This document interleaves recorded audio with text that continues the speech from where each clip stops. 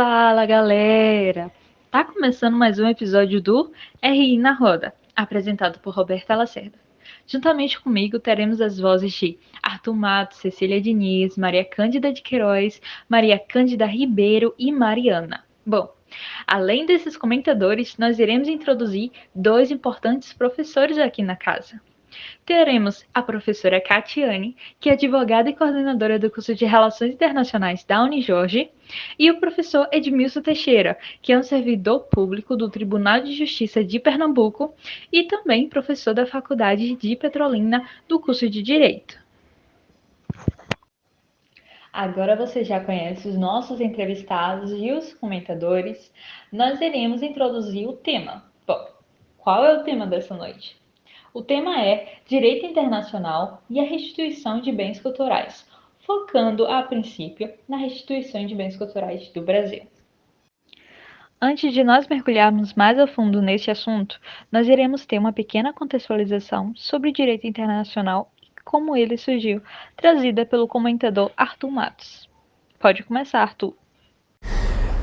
Então, para falar sobre direito internacional, temos que voltar um pouco no tempo, mais especificamente no século XVII, onde durante os anos de 1618 e 1648 houve uma guerra no continente europeu por motivações religiosas entre potências católicas e protestantes, que envolveram forças da França, da Dinamarca, da Suécia e o Sacro Império Romano Germânico. Bom, essa batalha foi uma das mais sangrentas em toda a história do território europeu e o continente se encontrava com diversos problemas depois de 30 anos de conflito. Então, por isso, todos os representantes das nações envolvidas concordaram que a Europa precisava de paz. E com isso chegaram a um acordo que é um marco da história das relações internacionais, que ficou conhecido como a Paz de Westfália. Esse acordo fez entrar em vigor uma série de medidas que tornaram o relacionamento entre as nações mais amistoso. Dentre elas, previa a soberania dos estados, a não ingerência de assuntos internos de outros estados, igualdade de direitos e obrigações entre os estados e o Pacta Sunt Servanda, que visava o respeito pelos compromissos internacionais. Bom, é isso mesmo. Completando a fala de Arthur, nós fizemos os seguintes questionamentos para os professores e entrevistados nessa noite. A questão introduzida foi o que eles entenderiam sobre as relações de poder entre os países num sistema internacional. Em primeiro lugar, é importante lembrar que o sistema internacional, como existe hoje, foi construído a partir das grandes guerras mundiais, né? Chegamos num momento em que se percebeu que atrocidades vinham sendo realizadas por conta das disputas de poder entre as potências europeias e com a participação de potências de outros continentes, né, da Ásia e Américas, respingando por todo o continente, por todo o globo, né, por todo o mundo.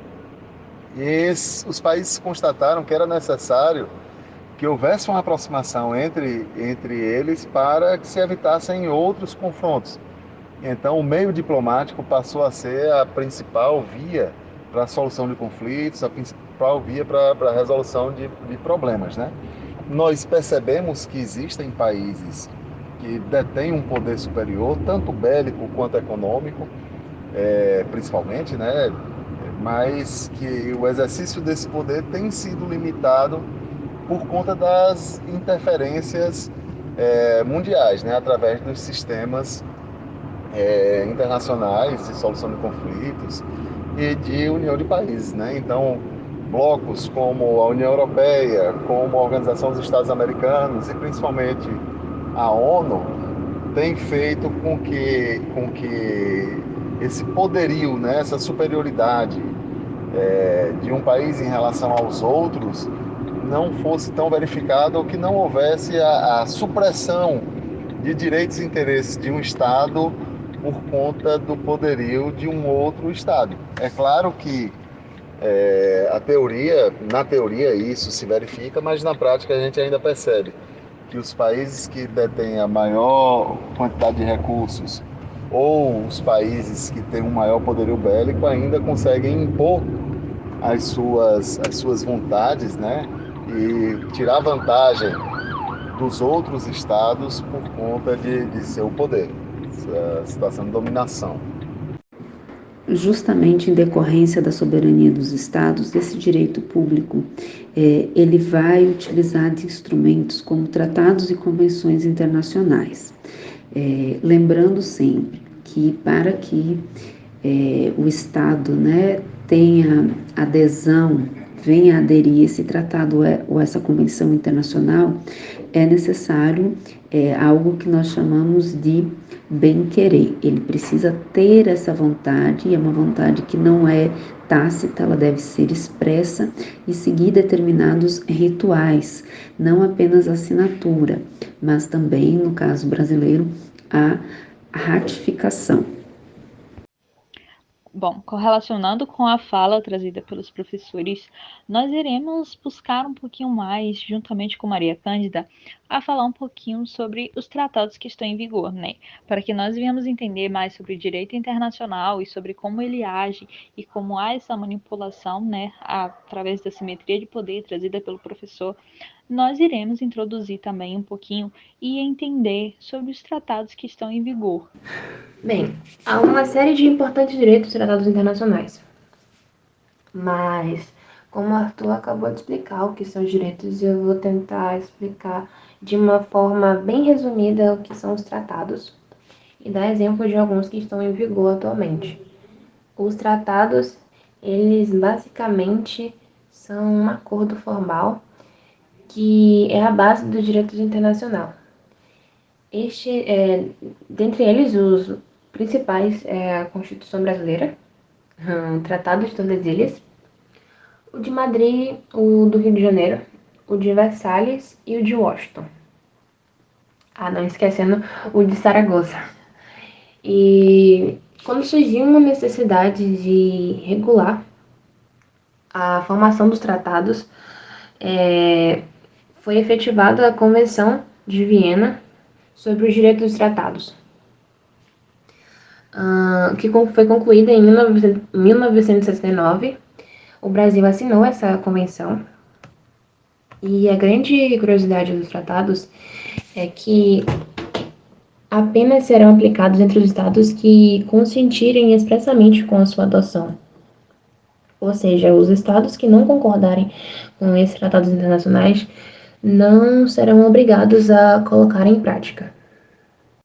E com isso nós introduzimos a segunda questão para os nossos entrevistados. Bom, foi se perguntado que, sabendo que o poder ele é assimétrico e costuma estar nas mãos dos países europeus e dos Estados Unidos, o que poderia ser feito para que o direito internacional fosse mais imparcial em questão à devolução de obras de artes e artefatos históricos? Bem, a segunda pergunta diz respeito ao que me foi formulado, né, sobre a assimetria do poder, né, que se concentra nas mãos dos países europeus e dos Estados Unidos. Se pergunta o que se pode ser feito para que o direito internacional fosse mais imparcial em questão da evolução de obras de artes e artefatos históricos. Bem, esse é um problema muito grave, né, que nós verificamos na humanidade. Nós vemos o roubo e furto de obras de arte e parte do conteúdo, né, do patrimônio cultural de estados sendo transferido para outros estados, principalmente as principais potências econômicas do mundo, né, os países da Europa, países da Ásia e dos Estados Unidos. E eu acredito que seria importante se formar já existe, né, iniciativas nesse sentido, mas ainda muito incipientes e que não garantem que a devolução desse material furtado ou roubado, extraído de um país para o outro, seja devolvido com velocidade, né? Mas eu acredito que a comunidade internacional poderia realizar algumas ações, como, por exemplo, a criação de um banco de dados dessas obras de arte, né, internacionais. Nós sabemos que o Brasil é um país que sofre bastante com esse tipo de tráfico, né, tráfico de obras de arte e de valor histórico, né, e cultural. E nós precisaríamos que a comunidade internacional fizesse ou tivesse um esforço no sentido de catalogar essas obras, e tão logo elas fossem subtraídas de um estado para o outro, houvesse uma facilitação na devolução desse material de um estado para o outro, né? Nós sabemos que nos períodos de guerra a transferência desses materiais se dá de um modo muito mais elevado, né? Vide o que aconteceu na Segunda Guerra Mundial e até em eventos mais recentes, como a invasão americana no Iraque, né? Em que museus foram saqueados. Então seria muito importante que houvesse um esforço para que o sistema internacional garantisse a repatriação dessas obras, até para que os países que perdem essas obras tenham seu patrimônio cultural devolvido, restaurado, e que a identidade do povo seja preservada. Justamente em decorrência da soberania, o direito internacional vai encontrar algumas dificuldades no que tange à execuibilidade desses tratados e dessas convenções, e em que pese os estados que assinam e reconhecem esses tratados e convenções fazem um compromisso, se compromete perante os demais a seguir orientações e disposições ali contidas, não há um espaço, não há um instrumento judicial para fazer cumprir, uma instância judicial capaz de fazer cumprir o que está posto e o que foi afirmado, né, reconhecido pelos Estados-partes junto a essas convenções e tratados internacionais, o que dificulta muitas vezes, né, o andamento de determinadas questões, uma vez que o Estado pode reconhecer, pode assinar, ratificar determinada convenção internacional, determinado tratado internacional, mas na prática não cumpri-lo em sua íntegra. E justamente numa situação como essa, nós não temos dentro do direito público uma esfera judicial, né, que pudesse exigir o cumprimento, fazer cumprir aquilo que teria sido aceito por um determinado Estado, por exemplo. E isso vai acontecer também no que tange à devolução de patrimônio históricos, né, pertencentes a outros países. Então a gente acaba ficando numa situação em que há uma fragilidade dos instrumentos jurídicos, né, e acabamos dependendo muitas vezes da consciência, da boa vontade e das relações estabelecidas entre esses Estados-partes, né, as relações que são postas, são colocadas em jogo, né, o receio, por exemplo, de sofrer um constrangimento em público internacionalmente, teria mais força do que determinados instrumentos jurídicos, justamente por não termos aí condição de fazer cumprir, né, estabelecer, exigir que aquilo que foi assinado de fato seja seguido pelo Estado que se comprometeu. É isso mesmo. Bom, comentando um pouquinho mais sobre este assunto, né, nós iremos falar agora com Maria Cândida de Queiroz e Luísa sobre como a lei ela vai reproduzir essa assimetria de poder, né? Pode começar, meninas. Agora, eu, Luísa Vasconcelos e Maria Cândida de Queiroz, vamos falar sobre as leis como reprodutoras da assimetria de poder.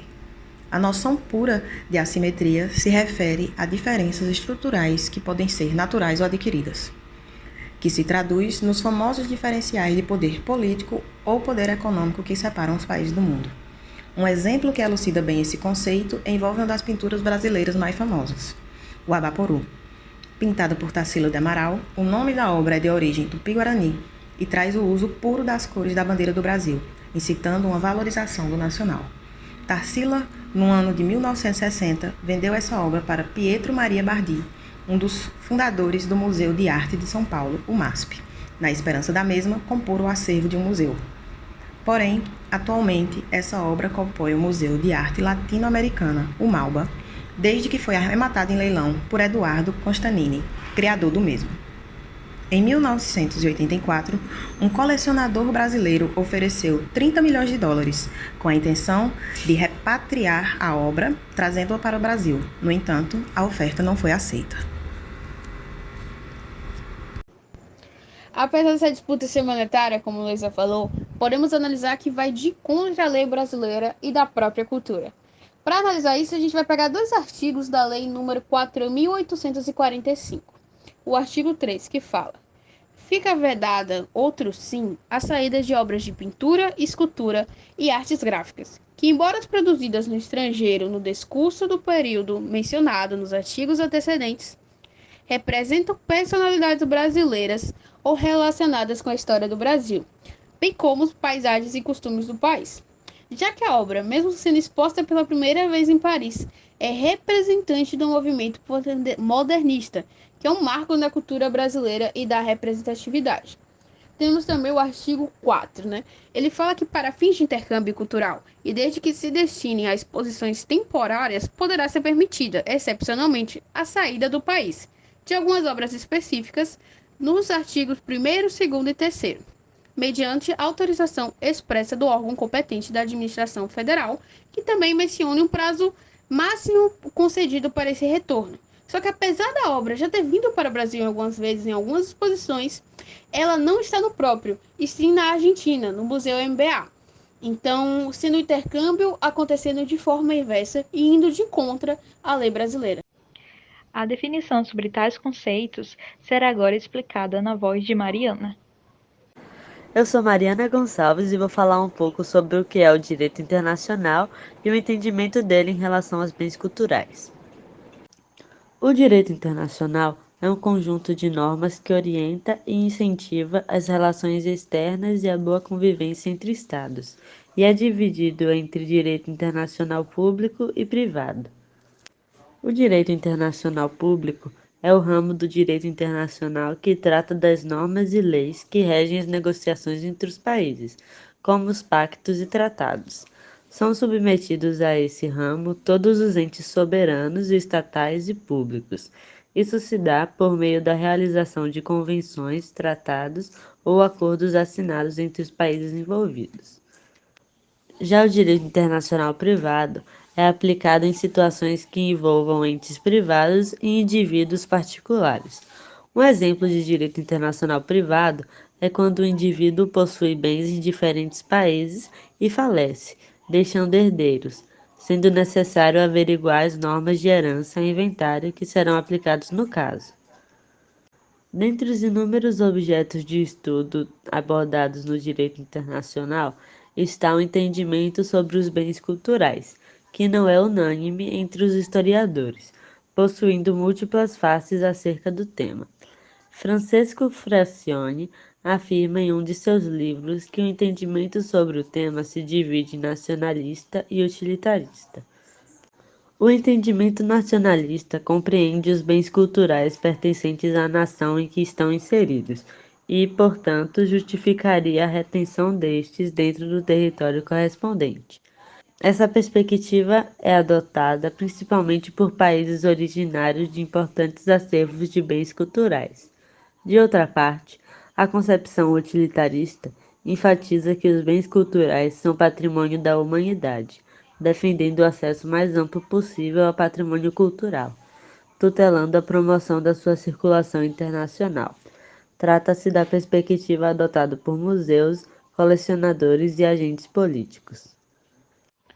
Partindo dos assuntos dialogados, nós iremos introduzir agora a nossa terceira questão para os professores. Bom, é de conhecimento geral que as leis referentes ao furto, ao tráfico de obras de arte no Brasil, elas são ineficientes, com pouca fiscalização e de punição pouco rigorosa para o crime, o que facilita ainda mais, o ato dentro do país. Bom, como é que o direito internacional ele pode retificar tais leis com o intuito de diminuir os seguintes acontecimentos?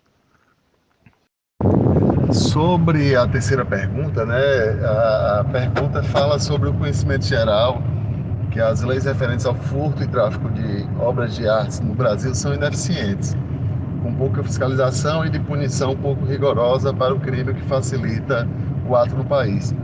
Como o direito internacional poderia retificar tais leis com o intuito de diminuir os seguintes acontecimentos? Bom, em primeiro lugar, eu acho que é importante que haja um catálogo dessas obras, que tem um valor inestimável para a humanidade.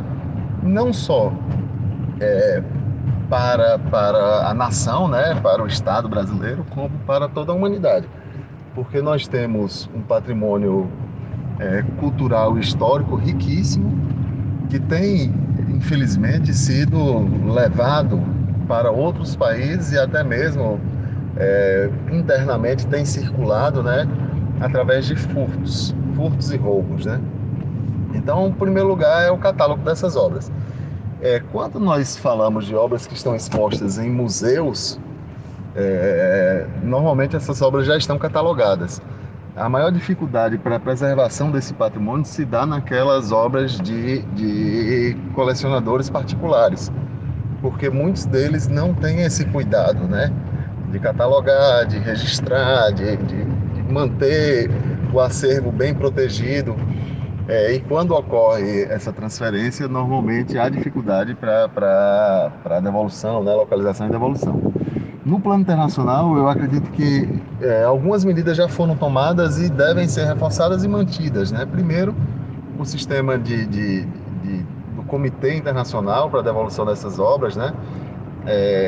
Com a comunicação imediata entre os atores internacionais, né? A utilização da polícia internacional, né? Interpol e outros agentes de segurança estatais, realizando esse trabalho de modo conjunto para que tenha essa facilidade na devolução desse material sempre que haja esse tipo de contrabando, né, de tráfico de obra de arte. Diante disso, entendo que talvez mais importante do que novas legislações, novos instrumentos jurídicos para tentar fazer cumprir ou trazer normativas, seria justamente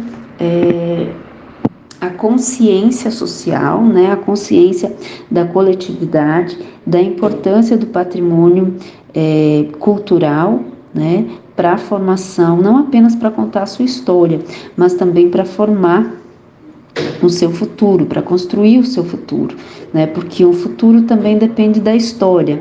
Então, eu penso que mais do que instrumentos legais, nós teremos que trabalhar com a consciência e o reconhecimento de que a história de um determinado país, de um determinado povo, né, de uma nação, ela é extremamente relevante e que os objetos, né, os bens, ainda que não tenham valor econômico, podem ter um valor cultural, podem ter um valor histórico extremamente significativo, a ponto de retratar aí toda uma construção de um povo, né? Ao mesmo tempo que aqueles bens que têm um valor, tem um preço, né, que estão estimados, precificados, eles também têm valor cultural, e esse valor cultural muitas vezes é infinitamente maior do que aquele que foi precificado. Então, entender que é importante para a história daquele país manter esse bem no solo nacional, oportunizando a população a conhecer, a visitar, a realizar pesquisas, ter acesso, né, colocar esse bem em contato com a população, com os espaços e fomentar esse entendimento, para mim, é bem mais importante, muito mais relevante do que a construção de ordenamentos legislativos que, se não tivermos esse entendimento cultural, esse reconhecimento cultural, não vão passar de leis mortas, né? Ou seja, leis que para nada vão servir, porque nós não temos muitas vezes nem como executá-las. Então, eu acho que o conhecimento, a cultura, a educação histórica pode auxiliar muito mais na proteção desse patrimônio do que, de fato, instrumentos legislativos. Completando a fala dos professores, nós iremos introduzir agora juntamente com Cecília Diniz, que falará um pouco sobre essa questão da restituição e a repartição de obras dentro do país. Sobre a restituição e a repatriação de bens culturais no Brasil, é uma coisa muito difícil de se discutir, porque os governantes e as leis elas não contribuem muito para o processo. Assim como Luísa e Maria Cândida falaram, o Abapuru, né, o quadro, ele tá lá na Argentina e foi necessário um colecionador oferecer dinheiro para trazer de volta para o Brasil, e nem deu certo. Então isso mostra essa falta, né, de vontade por parte dos governantes. Apesar disso, ao longo dos anos, algumas restituições ou tentativas, né, de restituições foram feitas, como a de uma machadinha sagrada da tribo Crarô, lá do Tocantins, que estava em um museu paulista e foi devolvida com sucesso. Já em 1997, Portugal fez uma exposição de máscaras da tribo Jurupixuna, uma tribo extinta já, né, mas os chicunas reconheceram como deles, já que os Jurupixunas eram ancestrais e eles pediram essa repatriação por parte de Coimbra e foi negada. Esses são só alguns exemplos. Outro exemplo foi uma capa feita de penas de guará e de papagaios, que está em posse lá dos holandeses e eram dos Tupinambás aqui da Bahia, e ninguém nem faz ideia de como chegou lá, o que nos leva a falar um pouco do tráfico de arte, né? Então, o tráfico de arte é um dos crimes que mais geram dinheiro em todo o mundo. Segundo o FBI, o tráfico internacional de obras de arte movimenta aproximadamente 6 bilhões por ano. Aí, em 2006, o Brasil teve o maior roubo de patrimônio artístico que aconteceu lá no Rio de Janeiro. Foi no Museu da Chácara do Céu e levaram 4 quadros que aproximadamente, juntando, né, somando eles, dá 155 mil reais. E nem voltaram a ver os quadros ainda. E aí o Brasil passou a figurar a lista dos 10 países que apresentam os maiores roubos de obras de arte culturais no mundo. E é muito difícil falar de tudo isso, sabe? A gente sabe que muitas vezes o Brasil, ele, por ter essa diferença nas leis, melhor dizendo, não ter essa diferença entre furtos comuns e furtos de obras de artes culturais, cria essa maior facilidade de ter esses roubos e de não ter essa repatriação. Além disso, o tráfico de arte é muito financiado pela elite, né? Ele é usado muitas vezes até para lavar dinheiro na política, o que mais uma vez prova a assimetria do poder até mesmo dentro dos países. Bom, e esse é o fim de mais um episódio. Nós, como participantes e comentadores do RI na Roda, estamos muito felizes que você, ouvinte, ficou até o final. Te vejo no próximo episódio. Um beijo!